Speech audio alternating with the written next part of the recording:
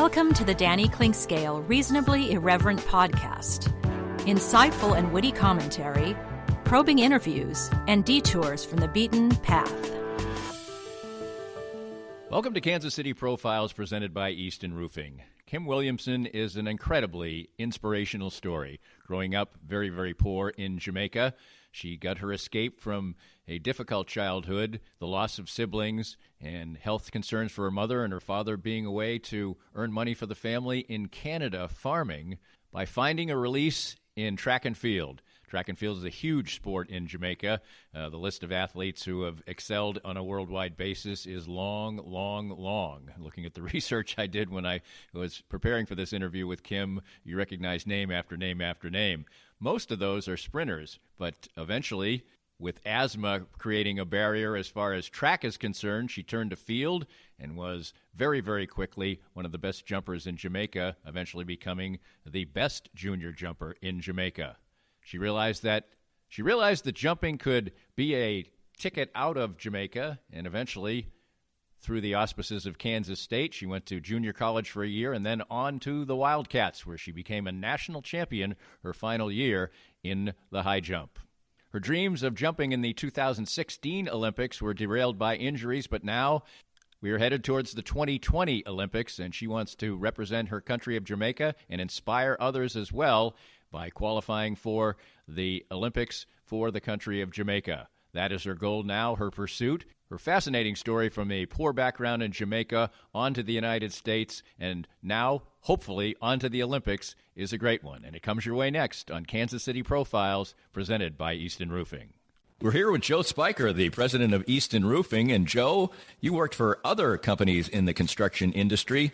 What inspired you to start your own company in Easton Roofing? Well, you know, Danny, when you are working for somebody else, you oftentimes don't get to see the project through from beginning to end, and you don't get the final control over the customer experience. And I wanted to build a place where people can come and get work done on their house and not have to worry about being treated the wrong way and get a good customer service experience start to finish. The company slogan is "Where Integrity Matters." Why is that so particularly important to you? Well, for us, what that means is treating each other with respect at work, treating our clients with respect, and making the right choice, especially when no one's looking. So when you're presented all the time as a contractor with choices that have to be made, are you going to make more money on this if you cut a corner? And we just wanted to make a place and a slogan that said to our people and to whoever is our customer, we're not going to do that. We're going to make the right choice regardless of profit. Easton Roofing, where integrity matters.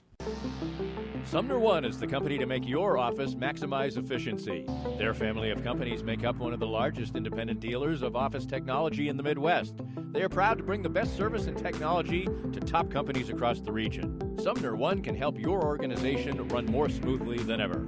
Sumner One printers, copiers, MFPs, managed print services, document management, infrastructure design, IT services, disaster recovery, and business continuity. Welcome to the one place where everything works. For more information, call Carl Little at 913-752-2256. I was duped, and I recommend you be next. For better or worse, the ultra-realistic impression of me sits now in my wife's office to spook her on a daily basis. So what is Doob? D-O-O-B. It's the keepsake of a lifetime, a 3D-generated, incredibly lifelike figurine. 66 cameras take an image at exactly the same moment in any pose, and state-of-the-art 3D technology transforms that into exact replicas of you, anyone you know or love, a pet, whomever is close to your heart. Create lifetime memories with a Doob. Visit their Facebook page at Doob 3D Kansas City, or better yet, see their incredible creations. Visit their location down on the plaza in the heart of it at 231 West 47th Street in KC Mo. Doob, be next. Kim, you grew up in Jamaica. What was it like to be little 7 or 8 year old Kim Williamson? It was actually a lot of fun. We spent a lot of time outdoors. We didn't have when I was that young, we didn't have electricity or TV or anything like that. So we spent a lot of time playing outdoors, which was always pretty fun. I grew up in a community with my cousins. So my neighbors were my cousins, which was really cool because we went to school together. We pretty much did everything together. So growing up, we spent a lot of outdoor time playing different games, which kind of got us started into different sports. You just let it roll off your tongue rather innocently that you didn't have any electricity or TV or anything like that. So obviously you were somewhat, obviously not maybe impoverished. And a lot of times when people are young and slightly poor, they don't really even know that that's, something that's their, if their surroundings are that way. You have a smile on your face when you talk about it. Did you kind of realize what you didn't have at all? I did, but I didn't start realizing until I got a little bit older, because for the most part, when I was that young, that's all we knew. Right. Was that lifestyle, that living. So it wasn't until I got to high school and seeing how my friends and other people in my class lived that I realized that, we really didn't have anything. And then as I got older and internet became very popular in Jamaica, we would spend time with other family members, and then we would see that there is a whole nother world outside of the little community that we grew up in, and that there was electricity and TV, and we got exposed to cable, and then that's when we started seeing the lifestyle outside of Jamaica or outside of what we grew up in. And it was then that it hit me that, hey, we really did not have much of anything. But it was at that time that I realized that I had to change the outcome of my future, because I didn't want to continue living like this or build on what we had. Right. What was the name of the community you grew up in? So I grew up in a small community called Limekill, so Limekiln, and it's in the parish of Clarendon. So the town is Frankfield, and that's where my high school was, that's where my primary school was. But it was a small town in literally the middle of Jamaica. If you look on the map, it's middle down south of the island. What did your parents do? So my dad, he traveled to Canada. They have this farm working program where people from different Caribbean islands would go to Canada, and they would work on the farms he typically is there from May to December. Right. So he would go up, work on the farm, and the farming company that he works with is a organic farming company that produces from fruits to vegetables and just everyday little necessities. So he does that. When I was younger, my mom didn't have the opportunity to go to school. Right. So she cannot read or write at any level. Like, she literally can only probably spell her name, and that's pretty much it. So she never had that opportunity to go to any school. And then when I was younger, I lost 2 siblings, and that kind of took a real hit on her. She developed severe migraine, so she couldn't work. So she pretty much stayed at home and take care of us. And sometimes she will have the opportunity to clean homes in our local church, and that will help her with some income. How did you lose your siblings? That must have been awfully painful. It was one of which I witnessed. My older brother, Shamar, we were on our way to school one morning when he was hit and killed by a drunk driver. And then my younger brother, he died when he was only a couple months old. And I think I don't remember. We really don't know the cause of death. They just called it the natural causes or something. What kind of impact do you think that had on you, losing people that you obviously cared about so much? I mean, that really affected me my entire childhood, because I lost my older brother, which was the closest person in my family to me. How old were you then? I was 10 years old when I lost him, and we were on our way to school, so I saw everything happen. Right. And I grew up in a culture where you had a tough it out mentality, so to speak. So I didn't receive counseling, any help, or anything like that. So I had to learn how to cope with that on my own. And being so close to him, like not getting help through it kind of really affected me. I remember when I was like 11 years old, and it also happened around my birthday. Right. So it kind of made birthdays somewhat painful for me. Right. I started cutting myself and doing different things just to kind of numb the pain. And it was around that time that several different things started happening in my life that was painful for me to deal with. And it was around that time that I started doing track, and that became my escape. Right. I didn't enjoy being at home at all. So the way track and field is in Jamaica, it's huge. Right. Like, track and field is everything, like football or basketball here in the U.S. Right. That's Yeah, I'm what looking track right here is. on my computer at the greatest athletes of Jamaican track and field, and I recognize every single name, and it's you have to scroll over. There's so many of them. Yep, so we grew up doing track, and for me, that became my escape. And how it is back home is you would live at your school. So we had on-campus housing, and that's where we would live until the end of track season. Okay. So I really enjoy that because I was away from home, because home at that point became really painful for me. Was it painful just because of the loss of your brother, or also having a mother who was going through a lot of, obviously, pain, and probably the migraines had something to do more with her mental state maybe than anything else? Was that difficult? That was part of it. I was also, between the time of my brother's passing, between age 11 and 15, I was also abused sexually by a family member. So that kind of made home even more painful. And I couldn't talk to my parents about it because the cultural view on certain things was a lot different in Jamaica. I couldn't talk to anyone about it.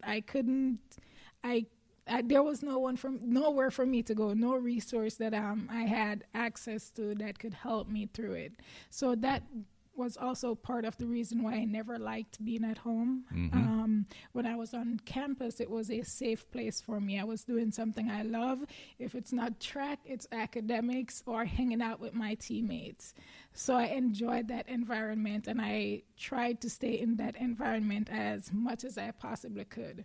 So I was literally only home on the weekends, and then I'm gone. Right. And I just wanted to ensure that my mom was okay and that my other siblings were okay. And with the death of my two brothers, I had an older brother and my younger brother. With the death of them, the family kind of got somewhat disconnected. It's like everyone was going through pain on a different level, Right. And more privately than doing it as a family and healing together. Right. So it made it even more challenging. When did you said track and field as an escape? Did you first of all, when did you see that you had some aptitude for it, not just as a release, but that you were good at it? And it sounds like you started off running more than jumping. Yeah. So when I started high school, we don't have middle school in Jamaica. It's just primary school and high school. You start high school between 11 and 12 years old. Okay. When I started high school, I was doing physical education, PE classes, and they were looking for athletes to try out because it was at the start of the year. They were looking for students to try out. And I'm like, sure, because I've seen athletes from that high school that are representing the country all over the world. So I'm like, sure, why not? So I started out, but I have asthma, so I couldn't. Oh, wow. Athletically, like I was not cut out for it, so I couldn't run as fast as the other athletes because I couldn't keep up with the workout. I had to be resting longer and using inhaler and stuff to try to keep up. So I was terrible at running, and I felt like all Jamaicans just literally came out the womb running. Like they're just naturally talented, and that wasn't my situation. So at that time, I'm like, there's a lot of different events. So let me try something else. Right. I was really tall. Like at the age of 12, I was already 5'9". Wow. So I was already tall. So my coach decided to try me in the high jump. When I just started, I sucked at it. Like I was really bad. And I am a very competitive person. And I remember like one of the first training session after being there for a couple of months, another athlete came in and she literally beat me in her very first practice. And that was very discouraging. So I stopped doing the high jump and I started doing the long jump. Okay. But the long jump training is kind of similar to a running workout, like Right. a running. And you have to be fast Yeah. to be a good long jumper. Yeah. So that became even more challenging because I already can't train with the sprinters because I can't keep up. So now I'm going to have to do that plus jump. So my coach gave me an ultimatum in December because we start track season in January. Right. He's like, you have to make it in the high jump. You have to hit the qualification in the high jump to be on the team. And I'm like, crap, I didn't have a choice but to. And then when I did, I started high school at a younger age. I started younger than most kids would. So in one class, I spent 2 years. So I became really good at my level. Because now I'm competing. Before I was competing with girls that are older than me. But the second year I was competing with girls that are my age.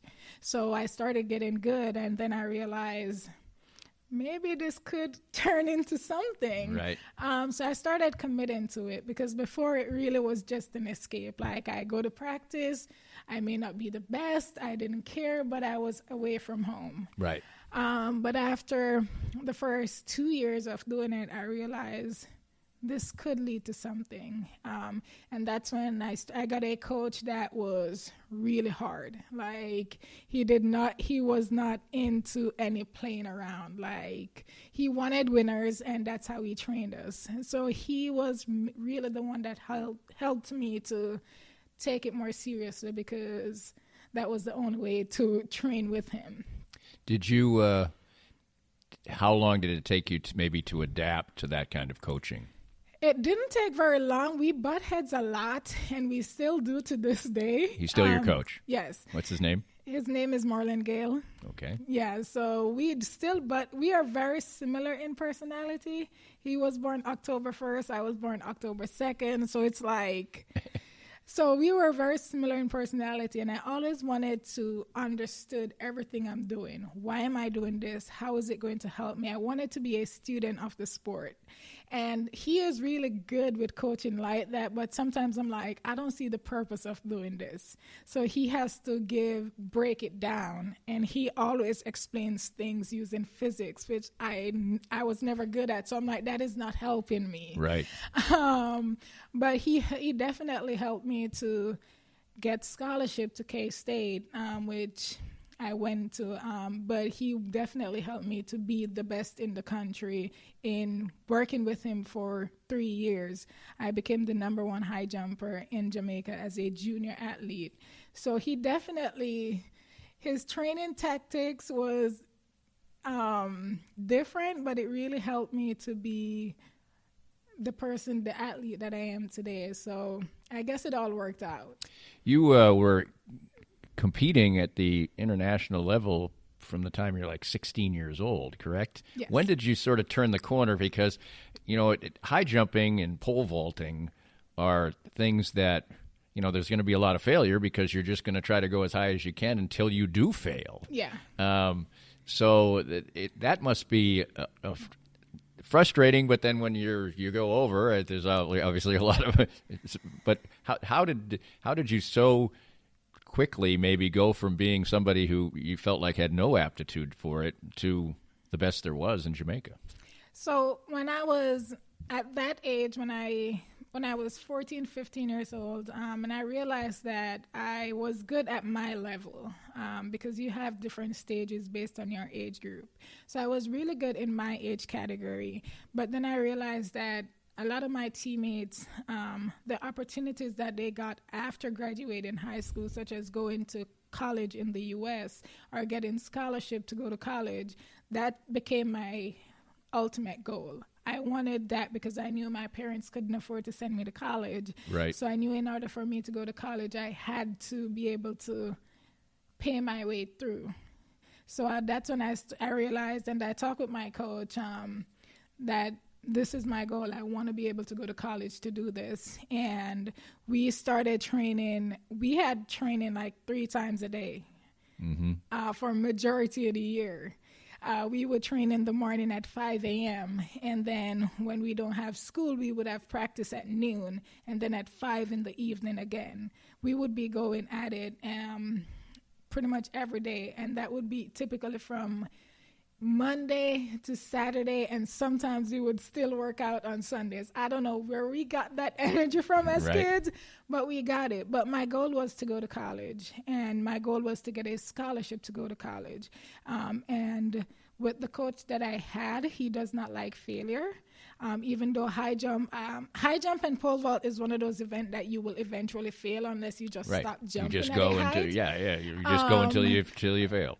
But it builds that tenacity to want to keep going, and it motivates you. It's not always about you're gonna fail. Like it's just one of those events, but you're failing forward. Each time you compete, you try to be. But also you fail after you've won sometimes. Yeah. You win, but then you're going to try another height even though you've already won. So it pushes you to want to be better every single meet that you go to.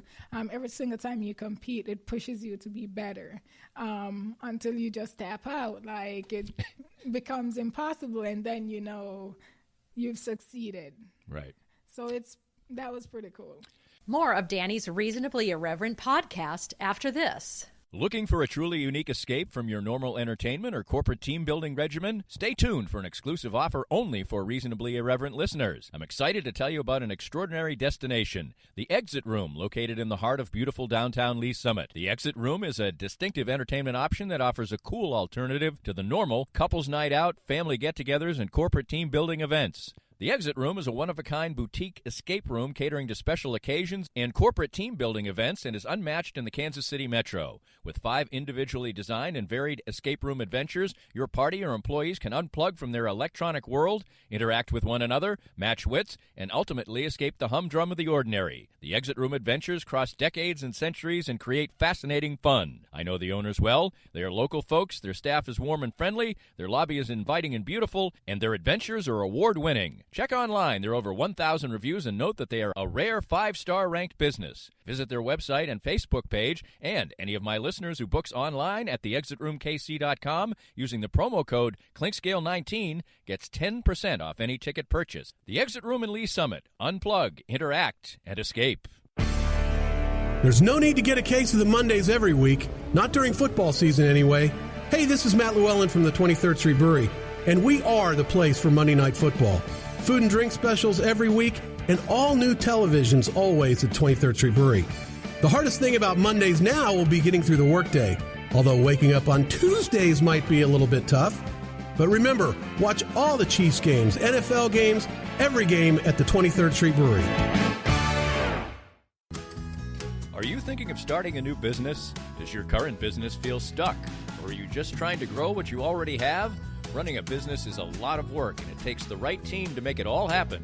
If you're looking to grow your business, call my friends Ben and Greg over at Fuego Consulting. They put together a company that can help you reach your business goals. Whether you're looking to get online, build a social media strategy, or rebrand your business, they can help. Call Fuego at 816-663-9695 or visit them online at fuegoconsulting.com. Fuego Consulting. Let's grow your business together. For many people, a family law case will be one of the most difficult experiences in their life. The law firm of Kenneth McRae will help you through it. Personal and effective help from Ken in concert with you will develop a unique strategy for your unique case. As Ken always says, divorce can be civil law, not civil war. Licensed in Kansas? Visit McRaeLawOffice.com or call 913-972-4765. Our guest is Kim Williamson. She is bidding to go to the Olympics. She's won a national championship, and she joins us on Kansas City Profiles presented by Easton Roofing here at the Danny Clinkscale Reasonably Irreverent podcast. Well, Central Arizona College would be your first stop. How does a person from Jamaica, obviously your coach has some contacts and such, but how do you end up in Arizona? Okay, so our education system is different from the U.S., so we don't do standardized testing in Jamaica. So for me, that was something I struggled with, having a set time. So I didn't do good on the SATs because, one, I didn't have the help or the resources. Right. So in order for me to go to a D1 college, I had to have my Associate of Arts or score high on the SATs. I did the SAT twice, and I didn't get the score that would have gotten me to a D1 school, and I also didn't have the money to do it over again. So I decided, so the coach at K-State, he helped me in that he's like, you can go to a junior college, and you can go there for a year, and then... So the K-State... So this was sort of arranged by K-State. They had their eye on you. They know that you would be a good athlete to go to their school, but you just couldn't qualify without this junior college stop. Yeah. So K-State was one of the first schools that recruited me that I actually had some interest in. So when the coach contacted me and he saw that my grades, my SAT score couldn't get me to K-State, he recommended going to a community college for a year, and then you can transfer. So that's what I did, and that's how he was the one that got me in contact with the coach from Central Arizona. And when they saw my qualifications, they're like, okay. So I got a full scholarship to study at a community college, which is not very common. Like, you don't have a lot of students getting full scholarship to a community college because a lot of them just simply can't afford that. And worse, an international student. Right. So I got the opportunity to go to Arizona and my goal was to be done because typically to get an Associate of Arts degree, it's a 2-year program. Mm-hmm. And my goal was to get to K-State as soon as possible. So I fit that 2-year into 1 year. My first semester, I took 20 credit hours. Second semester, I took like 21. And then I did that also in the summer, all of which while still being an athlete. I still had to travel to compete and all of that. So, but my focus was going to K-State. That was the ultimate goal, whatever it took. So that's what happened. That's how I ended up at CAC. I was there for a year and then transferred to K-State to finish off my degree. Tell me about what it was like culturally for you to come from Jamaica to the United States, to Central Arizona. It was a huge culture shock. I got exposed to a lot of things that is completely different from Jamaica.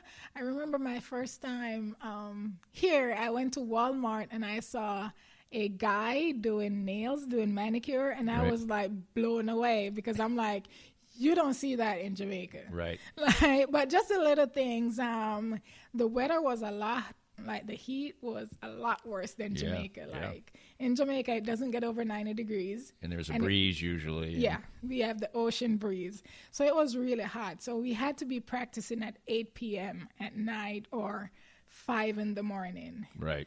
But other than that, there wasn't like a lot of differences. There wasn't any ocean water, which took a minute for me. I'm still trying to get used to that even now, not having the ocean close by.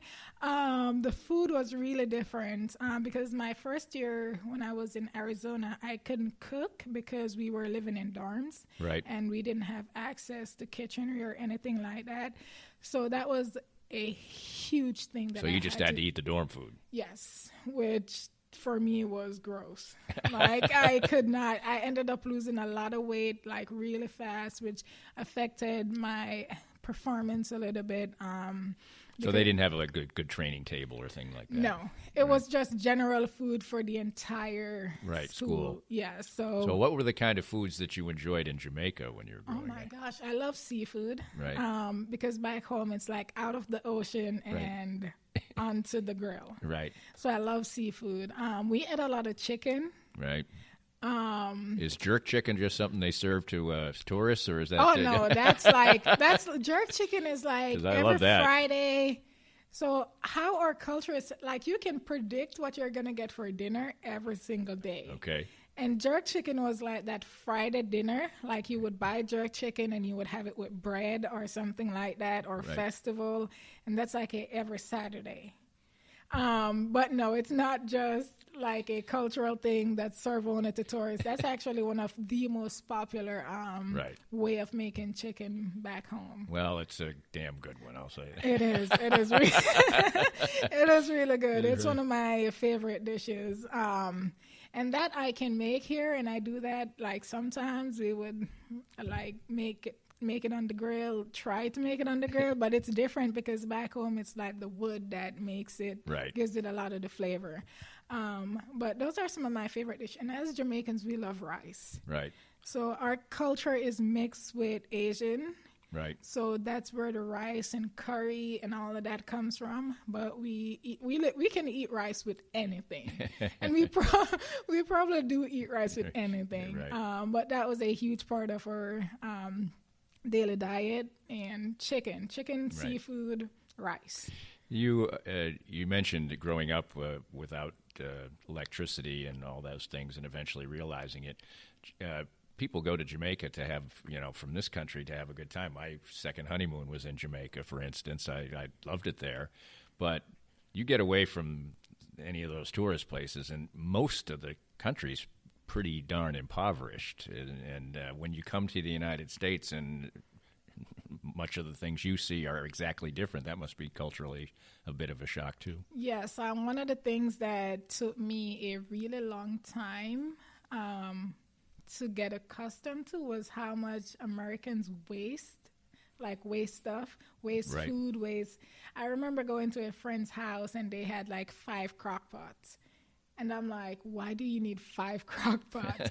But that was one of the things that I had to get accustomed to. People throwing away, like, I don't like wasting food. If I'm not going to eat it, I'd rather give it to a homeless person, someone on the street that can't afford it. But here, even the restaurants, and I didn't even know it was a law that they can't give. They can't give them, right. But that was something that I had to, how much stuff is wasted here. Like, you look in someone's garage and I'm like, oh my God. Like, do you know what people back home would do to just have the stuff that you don't even care about? Half the things you don't care about, you probably never use, and you don't want to give away or donate or anything. You just want to store it. So that was one of the biggest things for me to get accustomed to and wrap my head around, was how much, somewhat of an abundance, but just how much people, even people that say they're poor, have. I'm like, you don't really know what poor is until you go to a third world, quote unquote, country, and you see you have 5, 6, 7, 8 people living in one room that is in your house. Right. Some sleeping on the floors. Like, you don't know, you really don't, but it's just different because of the culture that we grew up in. Growing up in America, when you know you're poor, because you can see that you're poor based on how everyone else around you is living, to a country where everyone is poor, you don't really know. Right. And that is all you know. So it's just, that was, for me, it was one of the biggest things for me to get accustomed to when I came here. So you obviously, despite all these trials and tribulations and food that you didn't like and losing weight, you're the outdoor high jump record holder in junior college. So obviously you had success. You were going to move on to K-State anyway, but how much was the affirmation of succeeding at the college level? How gratifying was that? And it was really cool because one of the reasons I was very nervous about going to a community college was, in my head and what we were educated as in passed down from past experience from students that come to the U.S. to study, was that at the community college level, you're not going to get that level of coaching that will make you a great athlete, or you're going to lose that. So that's one of the things I was nervous about, but I was guaranteed to go to K-State. So for me, it was like a little different because I knew. But when I got to Arizona, the coach I had, he was really good. and he helped me to maintain the level that I came from Jamaica with, which is somewhat rare because I've seen a lot of athletes that come here and they either burn out or they don't perform as well as they did in high school, so they don't get to go to the universities that they wanted to initially. But that wasn't my experience. The coach, he was really good, and he worked with me to have me maintain that level that I was at when I came there, which was really cool. And for me, it was good because I knew that in order for me to get to where I want in high jump, I have to maintain what I was coming there with without changing too much. Right. So you move on to Manhattan and Kansas State, and what was that like as a transition? Oh, that was the biggest transition. For me, I hate the cold. Like anything below 70 degrees feels like torture to me. So that was something I had to get used to. I remember when I first came, I signed my letter of intent to go to K-State before I went on a visit. Okay. So, and the coach is like, you should still come on a visit. I'm like, I'm already coming there. Like, it doesn't matter. But he's like, yeah, still come. And I remember I came October 28th. It was at the end of the month, Halloween, all that. And I remember coming here, and I'm like, it's October. Arizona, I'm leaving in 90-degree weather. Like, I didn't expect, I didn't know it was going to be that different. I got here, it was freezing. It dropped to like 20 degrees. I've never experienced 20 degrees before in my life. Right. So I didn't leave the hotel room. I remember we went to a football game, which is like a traditional thing when you have recruits. Sure. I went to a football game. We stayed there for like 10 minutes. I'm like, it is too cold. I need to go back to the hotel.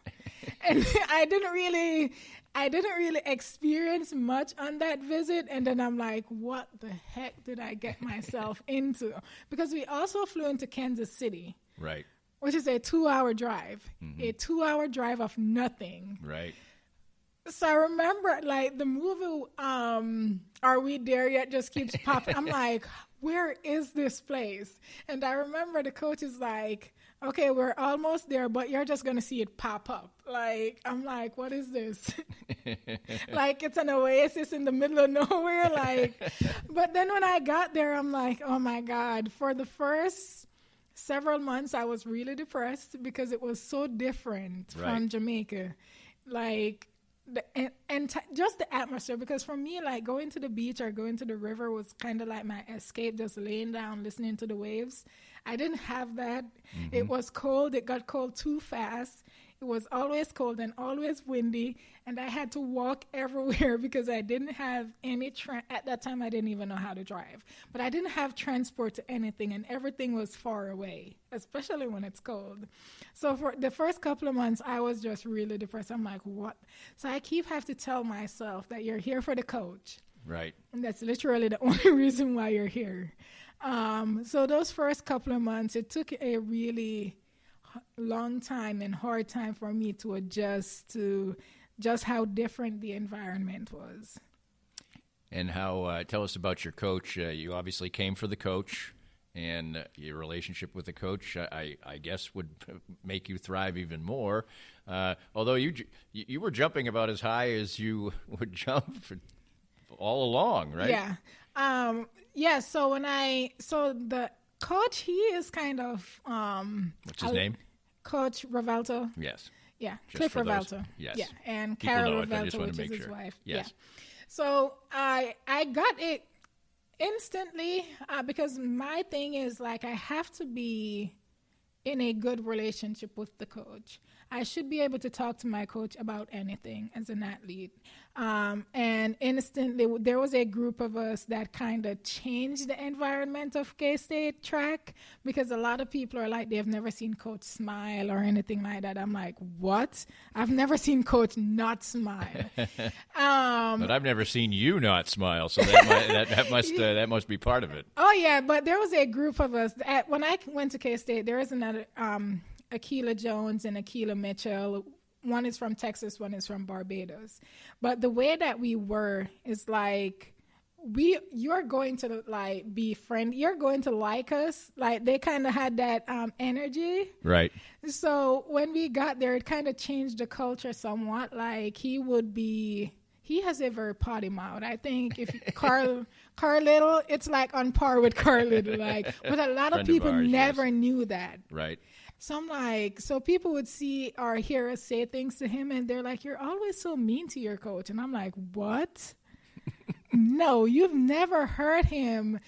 Like, but that was the relationship we had.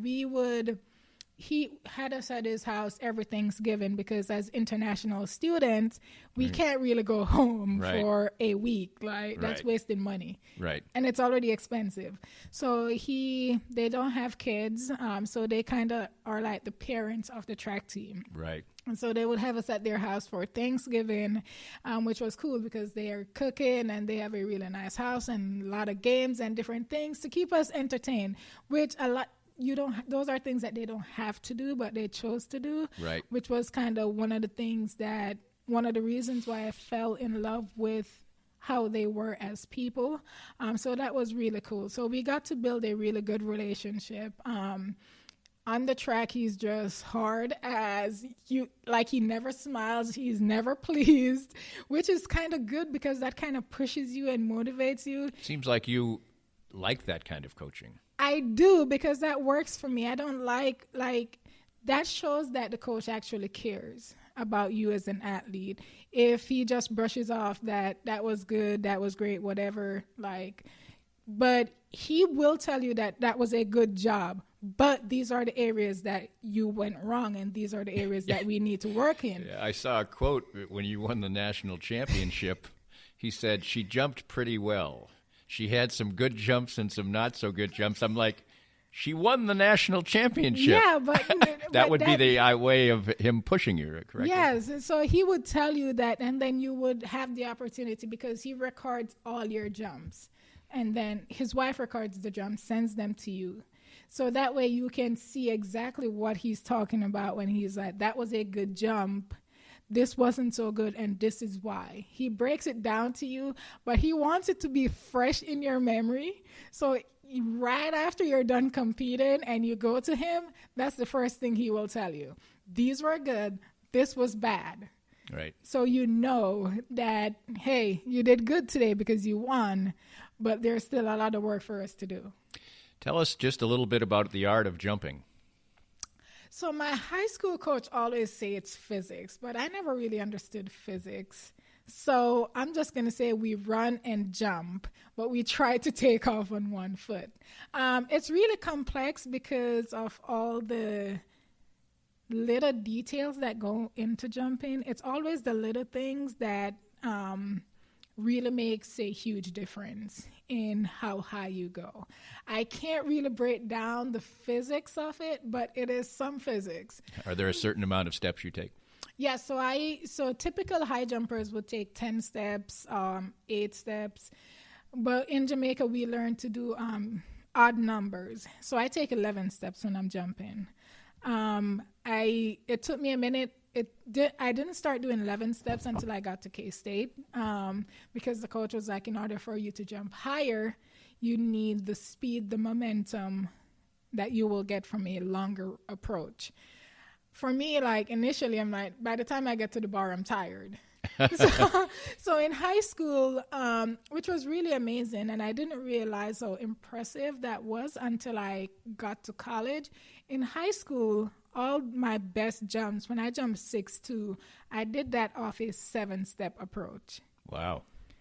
Which I didn't realize that was actually really good until I got to college, and I'm like, why is everyone? But it takes a lot more to do that. I was more of a power jumper, right, than what we call a speed or combo jumper, which is the best thing to be is a combo jumper. You have the speed and the power to propel you over the bar. Right. But in high school, I was more of a power jumper. I wanted to be short and explosive. But then when I got to college, he was like, in order for you to go higher than what you're doing now, you're going to need to have more speed and more distance to build that up. So we started working on the 11-step approach, which is really one of the main reasons why it took what I was doing in high school and college is similar, a little bit closer to what I was doing at K-State, because it took me a little while to really grasp what he was teaching me, because I was doing one way for 7 years. Right. And then to change all of what I was doing in 7 years, in 3 years is really hard, because in 3 years, if you're not performing like you want, your body, muscle memory tend to revert to what you've been doing all along, which was really one of the things that we were trying to break out of, and that definitely took some time to do. But now I'm at a place where I can sense what I'm doing wrong, and I can do little changes, but it's still going to take time to break out all of those old habits into doing something new. What was it like eventually socially for you as a person at K-State? That was something I struggled with initially. I remember when I first came here, like English, they say is our first language in Jamaica, but probably 99% of the country speaks Patois, which is a pretty much broken English. And so when I came here with my accent, a lot of people didn't really understand when I talk. I had to speak slower for them to be able to understand. That drove me crazy. And we also speak British English, which it's a little bit different from American English. Yes. So it was a bit challenging, even in classes like writing papers. Like I would get a lot of marks deducted. I'm like, come on, I'm not even from, like, I'm doing. So just little things like that. But socially, for my first couple of years, I didn't have any friends. I literally had 3 American friends that were from Texas, my best friend and 2 of my teammates. That was it. That were high jumpers and sprinter. That was all my friends from my roommates were Jamaican. I had my best friend from high school that came here for college, and then my other roommates were other athletes that came here from Jamaica. So my roommates were Jamaican and Bajan from Barbados. So I kind of had my culture somewhat intact. We cooked only food from our country because that's all we knew how to cook. So we still had that connect with our country, language and games and just different things that we got involved in. But then the older I got, when I started grad school, I'm like, I graduated undergrad not having any friends. In my class, I didn't know any of my classmates, nothing like that. And when I got to grad school, I'm like, I really need to work on my social skills. So I joined a network marketing group that really helped me with the leadership side of things. It helped me to develop how to talk to people, because that was something I really struggled with. And that was the main reason why I wasn't talking to people, because I didn't know how to. I didn't know how to have a conversation of any sort with someone that was not Jamaican or from the Caribbean, that we had very similar background. So it helped me to work on those skills, to develop those skills of talking to people. And then I started doing different activities outside of my home that involved me, that forced me to interact with other people. So at K-State, we had, in the athletic department, we had all these different activities that kind of pull us out of our comfort zone, one of which is like Special Olympics, or you had the opportunity to be cats in the classroom, where you would go and read to kids in school, in elementary school and stuff like that. Right. So those kind of helped me to get out of my comfort zone and work on developing those people skills and having conversations with people. So that's really what kind of helped me socially as I got older. And I'm like, yeah, I kind of need to build a network of friends outside of my household. Right. It seems very surprising that was ever an issue for you. You're so friendly and engaging. Tell me about winning a national championship. So that was a little bit of a surprise, because coming here, when I looked at what I was jumping prior to K-State, I'm like, I could easily be an All-American. But that wasn't enough. I'm like, I'm at the school with one of the best high jump coach in the country. So the goal, and my teammate had won indoors, Akila Jones, she won the high jump indoors, and I finished third. So going outdoors, she was the number one jumper in the country at the time. I was number 3 or number 2, but I wasn't number 1. Right. And going to nationals, she had the multis. So she's also a hip athlete. Right. And that's what she was going to do outdoors.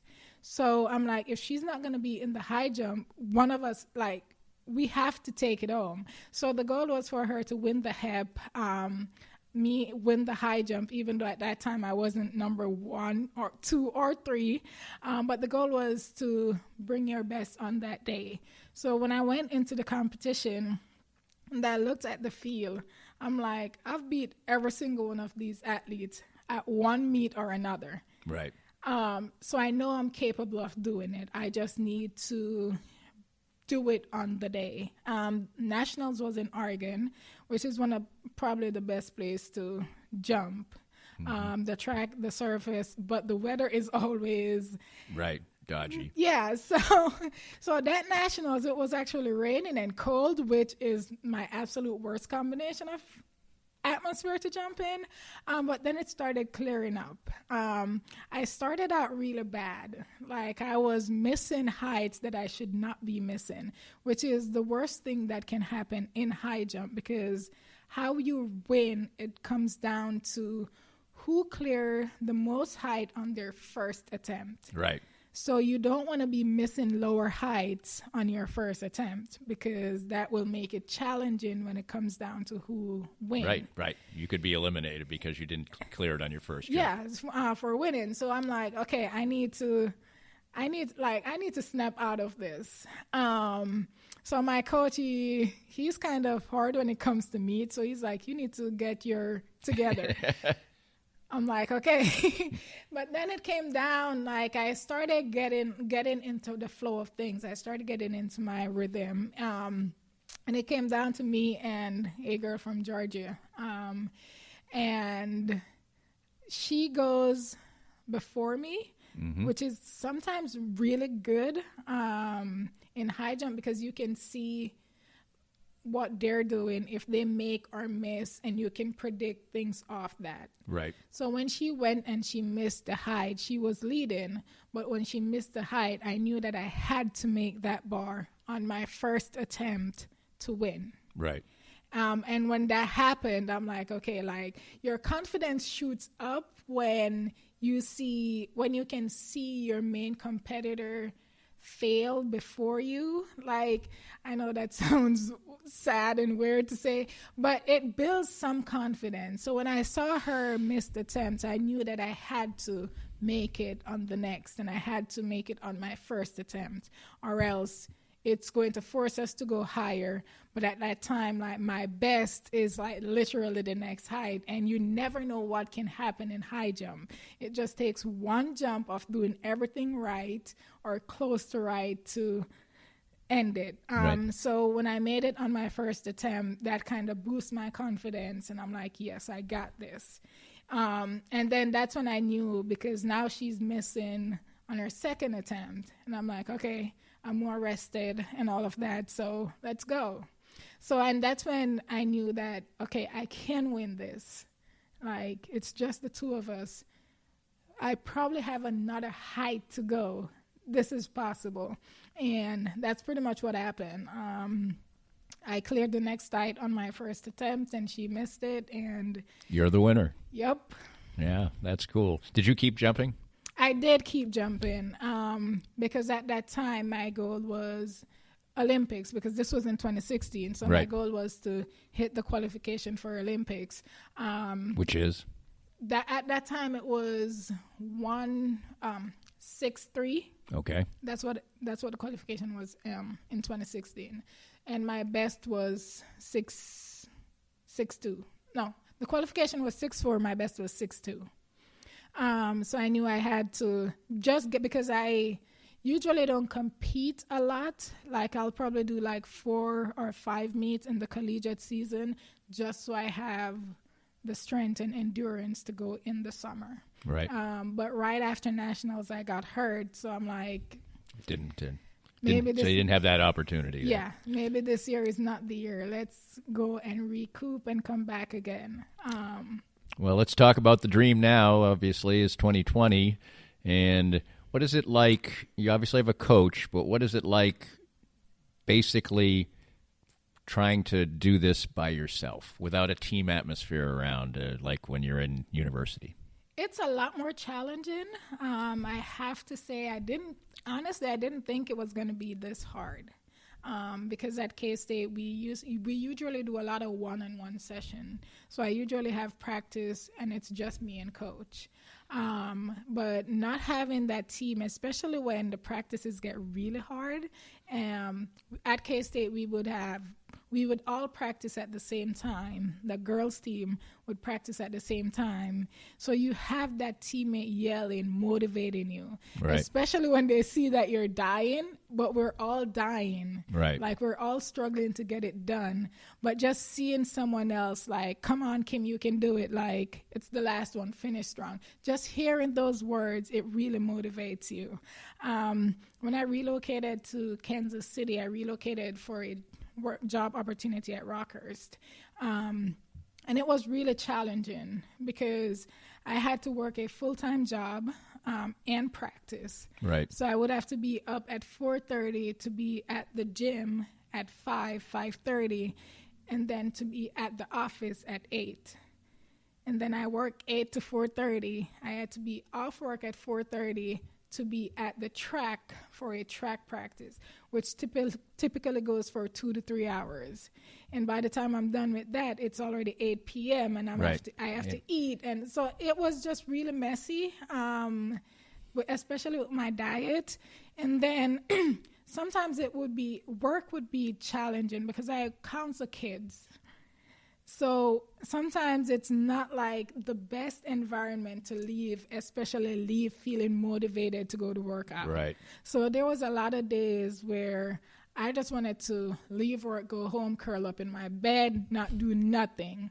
But then I have to tell myself, like, this is the goal. Like, but that for me was the hardest thing to do, was to find that motivation to go to the track. Because I know if I can make it to the track, then the motivation will come back. Right, just have to get there. Yeah. But that was one of the things that I really struggled with, just having that external motivation. Because internally, like, the goal is Olympics. And I know I'm not going to quit, but getting it done in the time that I want, that was challenging because I'm like, okay, I have to go to practice. I have to get up at 4:30. So I really didn't have like a social life at all, which was fine because I'm like, the goal is Olympics. Olympics is not going to be forever. Right. So get it done, accomplish what you need to accomplish, then you'll have time to live the rest of your life. But it's just that daily motivation on days where you're discouraged because something happened or you have to deal with the extra baggage of just existing to go to practice and have it be the best practice you have. So for me, that was the most challenging, especially not having a team to push you, because with a team, whether you want to do it or not, you have to do it. Right. And then the kids said I was the captain, so I'm like, I have to show up every day because that's the example I want to set for my teammates, that regardless of what you're going through, you come to practice, you do your workout, you go home and cry if that's what you need to do. But it was different because now I'm on my own, so I have to be the external and internal motivation. So now this is a full-time enterprise for you now. Yes. And but you also have to raise funds and do things like that. Talk about all that process. Yeah, so after the 1 year at Rockhurst, I realized it was pretty much impossible for me to be the best athlete and the best employee. And I was struggling a lot with that because I couldn't give my best to two things. I am not good at multitasking, which I don't even think is a thing. But I was not good at being a really good athlete because I had to travel a lot for a track. And it got to the point where I I had no more PTO time leave. I had no more time off. I couldn't use sick days because I wasn't sick. I just had to compete. But I couldn't leave work to go compete. And if I can't compete, I don't know where I'm at. So I don't know what I need to work on because competition is different from training. So I couldn't see or track my progress because I wasn't competing. So the year that I was working at Rockhurst, I literally competed 5 times, which is 5 times less than what I was competing when I was in college. So if I can't compete, then I can't track my progress and I can't improve. Right. I ended my season okay. I won a bronze medal at the Pan American Games, which was good, but it bugs me that how much better could I have done if I was all in. Right. So with Olympics being less than a year away, I'm like, it has to get my full attention because it's going to be all or nothing for me. And that was my ultimatum.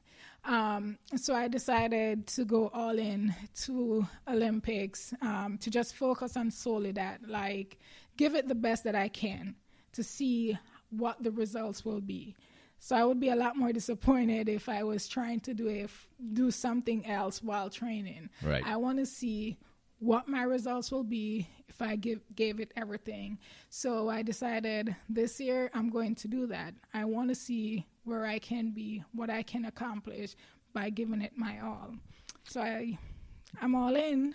And yes, right now I have to raise funds because you still got to pay bills and do all these other things that you typically would have a job for. And so we're doing several different things to raise funds to cover expenses and all of that right now, which is a little bit challenging. Yeah, for sure. Now, the K-State Nation is a very supportive enterprise. You won a national championship for them. Maybe you could give a little message to the K-Staters out there how they can help you out. So K-State have given me a lot, and I am forever grateful. I'm always grateful for supports from any Wildcat because the Wildcat family have supported me a great deal. The lady that's pretty much hosting me, she is a huge K-State fan. And I literally met her less than 4 months ago, and she welcomed me into her home and treat me as a part of the family, which is, at first I'm like, this is weird. Like, I wasn't expecting this. Right. But it was really cool to see things like that. So I am always grateful for support, especially from the Wildcat family, because that just shows that family, because that's what you hear when you go to K-State. Right. We are a family. Yes. And it was evident there, and it is still evident now, which is really cool, and I'm really grateful for. What do you think you have to do in order to get this dream accomplished? So right now I'm doing pretty much a lot of what I need to do, which is stay in shape, get fit, which is somewhat challenging because it's really kicking my butt, especially the workouts that I have to do. Right now I'm in good physical health. I'm excited to start jumping. I'm starting to incorporate high jump stuff into my workouts now, which is really cool, and I'm definitely looking forward to jump season because it's a lot less stressful. Right. But right now I just need to start the season strong. I start competing in January, and my goal is to hit the qualification mark, which is 6'4" by mid-March. Mm-hmm. And then just continue doing a lot more competitions than I did last year to be competition ready, because typically high jump, the athletes that you're competing with during the season are the athletes that you will compete with at the Olympics, at the World Championships. So my goal is to really just stay healthy, because that's the most important thing, because you can't compete if you're injured, especially at your best. So my goal is to stay healthy, which right now it's watching what I'm eating, and ensuring that I'm doing things correctly, especially in the gym, because that could be the most detrimental part of getting an injury. So when are the trials, for the Jamaican trials? So Jamaican trials is in June. It's typically the end of June, 2 weeks before USA's. Mm-hmm. So they haven't really posted a date yet, but usually it's the end of June. And do you have a distinct idea of what you have to do in order to be selected? So besides make the qualifying height. Once I make the qualification height, I just need to compete at our trials, and that's pretty much it. And if you make the qualification, are you confident that you're the best that Jamaica has to offer? Yes. There is quite a few high jumpers, because high jump is not one of the prime events in Jamaica. Right. So one of my goals is to just show athletes that, hey, you can do a lot more than sprinting, which is what Jamaica is pretty much known for.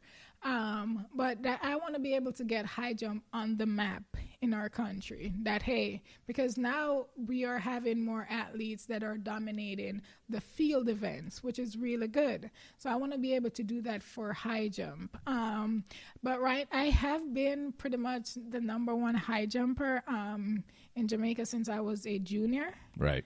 And my goal is to keep it that way. I currently have the junior record. So my goal is to break the senior record this year. And which is? The senior record is 6'4". So once So if you qualify, you set the record. Yep. So right. That's my goal, and that's what we're going for. My coach, he took me to a junior record, and I'm pretty confident he'll be able to take me to a senior one as well. What would it mean to you to be an Olympian for your country? It would mean everything, because for me, this is something that I have been working for since I was 11 years old. Initially, when I started doing track, I saw it as a way out of the life that I grew up in. But then I started seeing that, hey, this can be so much more than just an event to get me out. I got 2 degrees because I was a high jumper.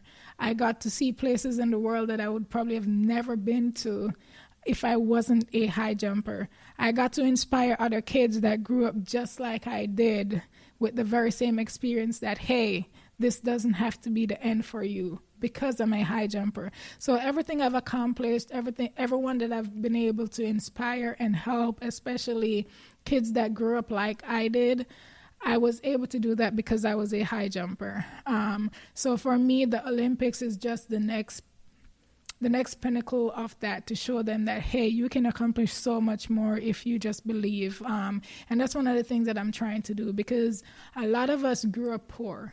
A lot of us in Jamaica that want to pursue athletics, we didn't have much, if anything at all.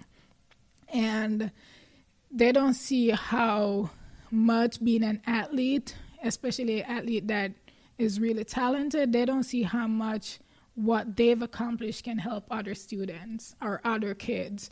Because I had, a lot of kids, when they leave high school, they would go professional, not knowing that, hey, a $20,000 sponsorship is nothing, because that's nothing. That cannot help you. So one of the things that I'm trying to do is let other athletes see that, hey, you can go get a degree and still pursue an Olympic title. You can have it all. You don't have to just limit yourself to a $20,000 sponsorship because you grew up poor. I grew up poor. I was able to go to college. I was able to get 2 degrees and still pursue Olympics.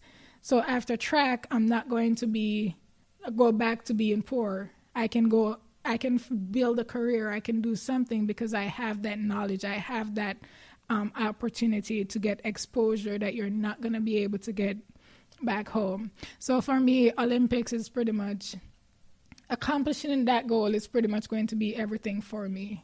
And I'm really excited and looking forward to it. But just to give other kids that opportunity that they can dream bigger than what we had, I feel like will be the most impactful part for me. This podcast was made possible by our great sponsors like Easton Roofing, the presenting sponsor of Kansas City Profiles at the Danny Kling Scale Reasonably Irreverent podcast. Easton Roofing, where integrity matters. We hope you enjoyed the latest Danny Kling Scale Reasonably Irreverent podcast. Come back soon for something fresh and new.